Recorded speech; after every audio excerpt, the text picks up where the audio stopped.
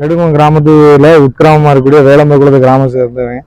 அதாவது எங்க கிராமத்துல வந்து சுமார் ஒரு 120 ஏக்கர்ல பிரம்மாண்டமா ஒரு கல்குவாரி ஒண்ணு எங்க ஊர் பக்கத்துல ஆரம்பிக்காங்க. எங்க ஊரை ஒட்டி 1/2 கிலோமீட்டர் கூட கிடையாது எங்க ஊருக்கு.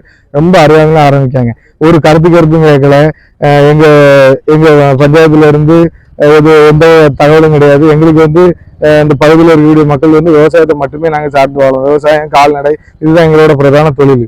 வேற தொழில் கிடையாது. சுமார் 500 குடும்பங்கள் இருக்கும். எங்களுக்கு விவசாயத்தை விட வேற தொழில் கிடையாது. எங்க மக்கள் வந்து எந்த கருத்தும் கேட்காம இந்த இடத்துல வந்து இந்த குவாரி வந்து அமைக்காங்க. இந்த குவாரி அமைக்கிறது வந்து எங்க ஊரை வந்து ஒட்டுமொத்தமா பாலைவனமாக்கிறோம். நிலத்தடி நீர் மாசுபட்டுரும். வேற ஆடு மாடு மேய்ச்சலுக்கு வந்து வயல இடம் இல்லாம போயிடும்.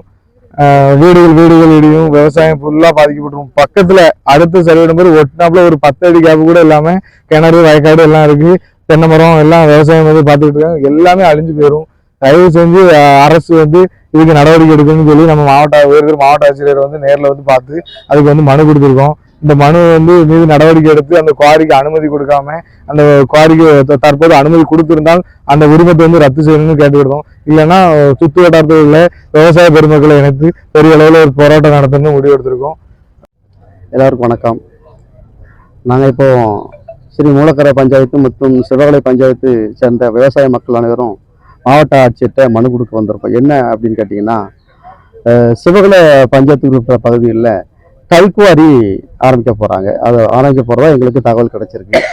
அந்த கல்குவாரி ஆரம்பிக்க போகிற இடத்துல பக்கத்தில் விவசாய நிலங்கள் அதிகம்.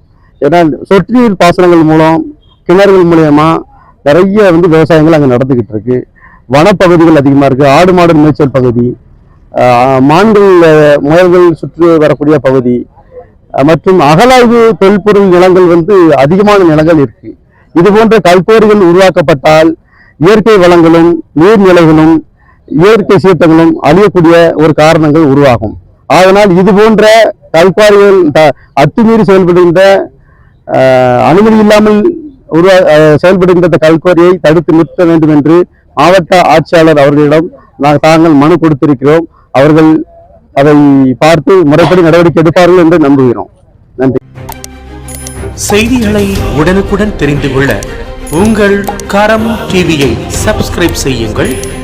அதோடு பெல் பட்டனையும் கிளிக் செய்யுங்கள்.